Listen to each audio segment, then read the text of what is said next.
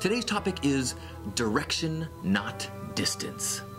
This is one of my mantras. Yes, I have several mantras, but this is one that helps me out all the time. Direction, not distance. Focus on the direction of your actions, not how far you go. I'll explain what I mean.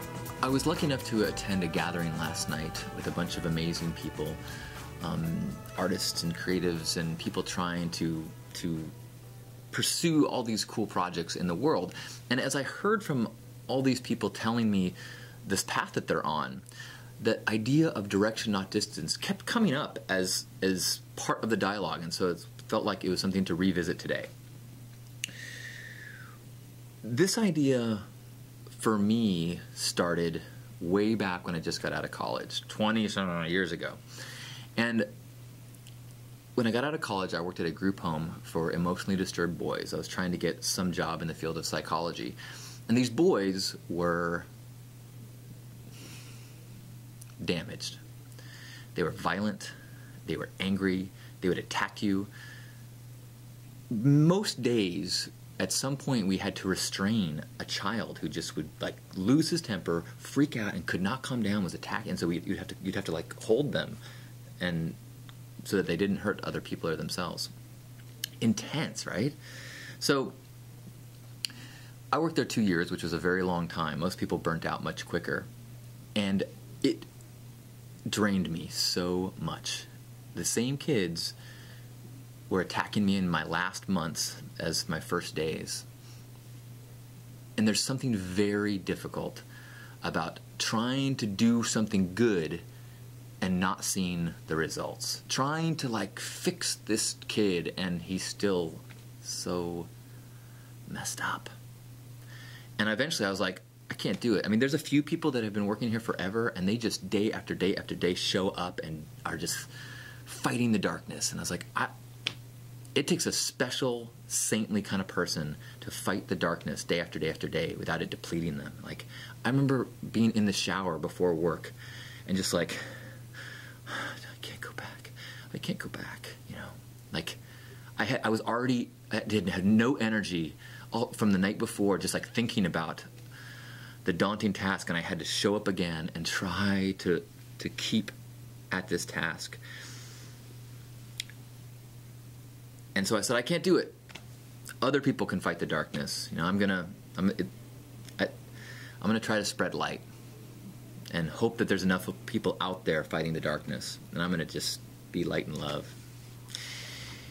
And it took me a very long time, close to 20 years, to understand how fighting dark and spreading light overlap. In fact, fighting dark and spreading light differ only in your attitude. If you go out into the world trying to end darkness, trying to heal the world, trying to stop pollution, trying to, you know, end whatever it is, this thing that is wrong, if you go trying to fix that, rid the world of it, every day you will end the day going, I failed again, I failed again. You know, you go out there and you feed 1,000 people and you think, God, there's 10,000 more that are hungry. And those 1,000 people are going to be hungry tomorrow. It's like fighting the tide. If you have that attitude of trying to end the world of this darkness, you are doomed to be depleted. Where do you keep coming up? I mean, that's what I mean. There are these certain saintly people that are able to do it. But, or maybe they're not just saintly. Maybe they have figured out a reframing of it. So their job is not to stop the darkness. Their job is not to heal this boy. Their job is to be kind and loving to this boy in this moment. Their job is not to end homelessness. Their job is to provide food to this mouth in this moment right now. And that changes everything. Because then instead of feeling like you've lost every day, you get to win with every gesture, with every act. When you focus on the direction and not the distance. You're still doing good. It's just that you get to celebrate each step instead of waiting till you potentially get to the finish line and suffering every step of the way. one person that talked to me this weekend, they were starting to come into their own and becoming a public speaker and speaking their stories and the challenges that they'd had as a youth.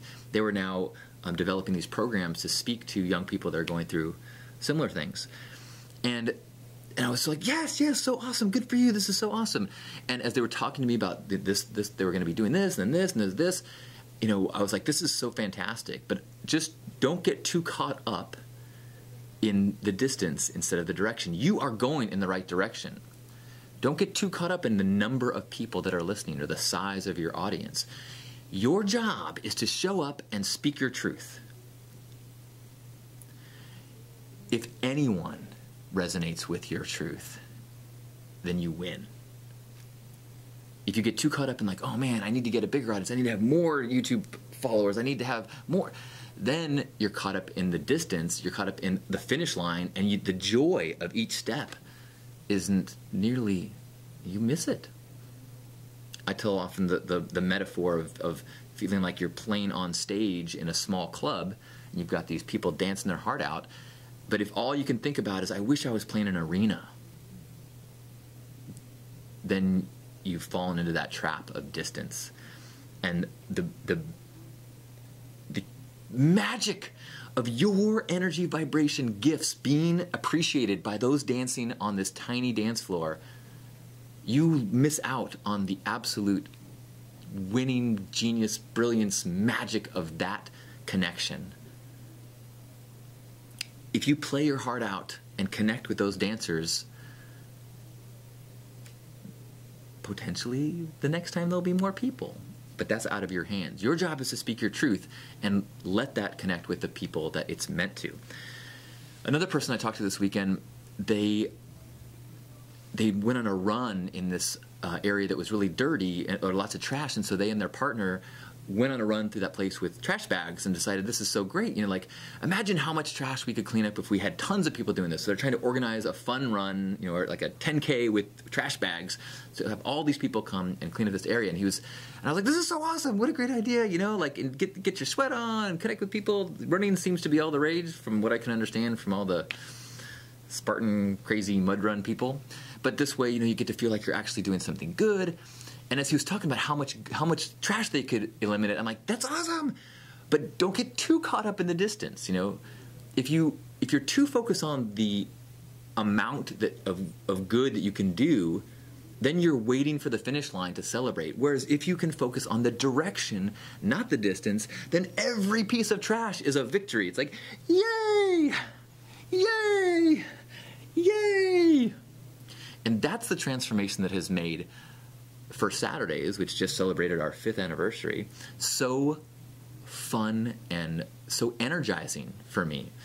We go out and we distribute clothes and food and care packs to the needy in our community once a month. And we are very conscious about having a gathering before we do so and saying, we're not trying to fix homelessness. We're not trying to lift everybody up, change their world. We're trying to celebrate this moment of connection and this opportunity to be an interaction of kindness, to show compassion, to listen, to connect. And if we can celebrate each little connection, each person, then every gesture, every act, every moment is a victory, and you get to just go win, win, win. And then the day ends and you're like, oh my gosh, I feel awesome. Instead of ending the day and going, there's so much more that needs to be done. In both cases, you worked your heart out. In both cases, you are making the world a better place. It's just that one is sustainable. It's energizing. So I'm so glad I had the opportunity to gather with friends last night and be inspired by them. And I'm so glad I had the opportunity to connect with you in this moment. And we can remember that we don't need to stockpile massive resources so that we can do something grand to impact the world in huge ways. Let go of the distance, focus on the direction, and we are equipped right now, in this moment, to make acts and gestures in the direction that we want to be headed, in the direction of love, in the direction of harmony, in the direction of healing for ourselves and anyone around us, in the direction of kindness.